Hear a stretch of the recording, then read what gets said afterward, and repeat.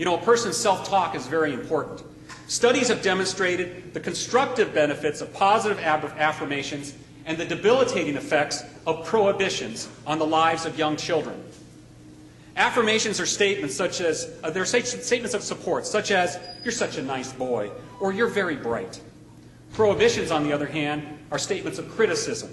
They demean and they cut down, such as, "You're going to be a failure just like your brother." Now, the interesting thing about this is when research studied affirmations and prohibitions in wealthy families compared to middle-income families, compared to families in poverty, the results were startling. By the age of 4, the average child in welfare might have had 144,000 fewer encouragements. And those same children experienced 84,000 more discouragements than the average working class family. If you were to write a recipe for failure, it would include these ingredients, wouldn't it? The families of our students and the neighborhoods and the communities we live in, they don't understand the negative effects of prohibitions and discouragements because that's the environment from which they come. So how do we break this cycle, this part of the cycle? We model for students and adults how to think positive, encouraging descriptions of themselves and others. Most importantly, we want to teach students to think of themselves in positive and encouraging ways. And we never, ever use sarcasm.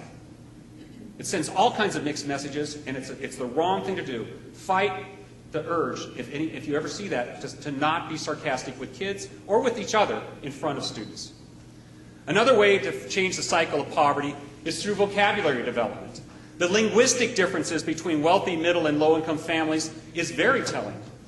Consider the studies have shown in the first 4 years of life, children from professional families are exposed to about 45 million words, compared to 26 million words in middle-income families. What's really startling is children in poverty. They're exposed to less than 13 million words. So consider this for a minute. 45 million words, 26 million words, 13 million words. This means that students living in poverty are only exposed to about 1/3 the number of words as wealthy students by the age of 4, and only half as many words as middle-income students in the first 4 years of life. To me, these numbers signify the size of a child's world and how comfortable they're likely to be in the world. Language is an indispensable and distinctly human capacity. Language allows us to integrate knowledge and articulate our thoughts. Constantly expose children to words through environmental print and stress the importance of speaking in complete sentences. Also teach families the importance of building vocabulary. Imagination also plays an important role in the development of children. Albert Einstein said, "Imagination is more important than knowledge. For while knowledge points to all there is, imagination points to all there will be." Some people think the path to success is to have our children read earlier in their lives. Singapore is well known for having the highest test scores in the world on international tests, and yet they may be unintentionally damaging their children's vision. In Singapore, students are expected to sit still and do seat work by the age of 3 or 4. It has been reported that up to 85% of Singapore 5-year-olds had myopia and needed glasses. By the age of 10, nearly 100% needed glasses. To their credit, Singapore has now changed their curriculum to include equal amounts of kinesthetic play and manipulatives, along with cognitive work in the early years. Industry leaders tell us that they're looking for graduates who can solve problems with creative solutions, people who can work on their own and in teams to accomplish challenging tasks. And they need individuals who understand and value the importance of working hard for a predetermined goal.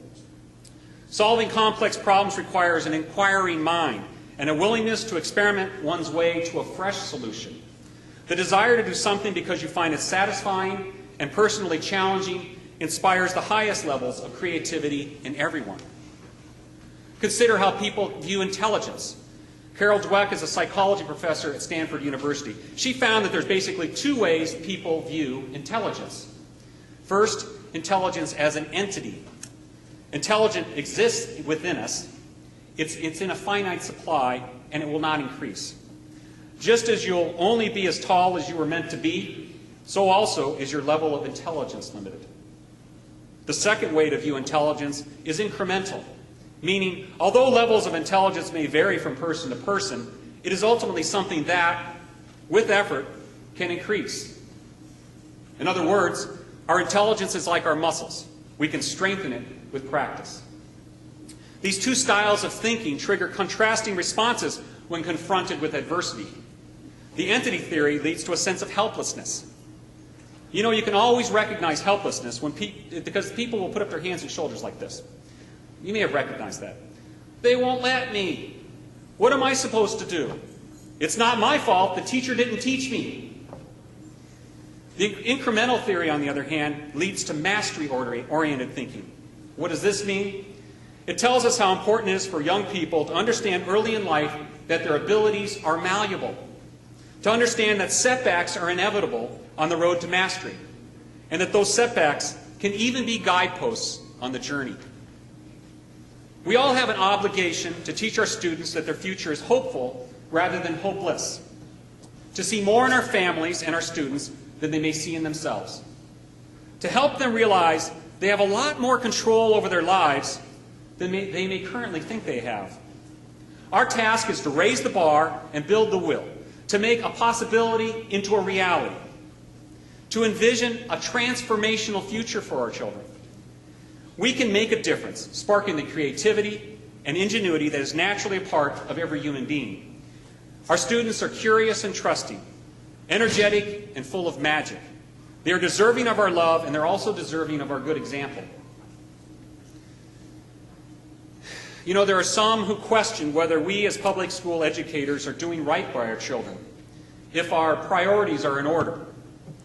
Charter schools are popping up all around the valley, catering to only the best and the brightest students, while we're dedicated to the success of all of our students who walk through our door. My answer to them is, we recognize our own mortality, and we know in the fleeting time we have on this earth, what matters most is not wealth, not status or power or fame, but rather how well we have loved and what small part we played in bettering the lives of others. I believe the value of a life can be judged by one's ability to affect the destiny of those less advantaged. This year, we're fortunate to be working with one of the premier educational support agencies in the country through a $2 million grant from the Ellis Center for Educational Excellence. We have the opportunity to work with and learn from the experts from West Ed. With their assistance, we have already aligned our curriculum to state standards and to the Common Core, or at least we're working on that. We've organized curriculum maps and pacing guides, and we've brought consistency to our instructional planning. We've created our own benchmark assessments, helping us to better understand whether students have mastered material and whether they require enrichment or remediation. We are acquiring the knowledge and skills to allow us to do something about it, so the sequence of learning is not interrupted. In short, we've increased the quality of the conversations we are having when considering student achievement. We are lifting the veil of secrecy when it comes to understanding the cause and effect relationship between student engagement and achievement. This year, we'll take it to a whole new level. Our administrators are going to refine their supervisory skills. Coaches will help grade level teams to use PLC or professional learning community time to their greatest benefit. Our administrators will also have coaches who will help them better understand and support classroom instruction through the use of data. We'll look at everything we do as a district to find ways we can improve our practice. It takes nothing less than the best to accomplish our task. We need the best teachers, the best administrators, and the best support staff. And we need me to be the best superintendent I can be. This is our chance to make history, to solve the thorny problems of educational inequality. There's nothing magical about it. It happens every day in the way we approach our work. We have a whole lot to be proud of. Show your pride in yourself and the important work you perform each day. You can use your voices to change the world. Never underestimate the optimism, the power of your optimism and enthusiasm to empower yourself and your coworkers. As we begin this new school year, I ask you to renew your commitment to changing the cycle of generational poverty for our students. I believe we can, and I believe we must do these things, and it starts today. I look forward to visiting each of you in your classrooms, and I look forward to learning more from you about ways I can make a difference in your efforts. Thank you for everything you do each day for our students and for building a solid foundation that leads to success for our students for the rest of their lives. Thank you, and have a great year.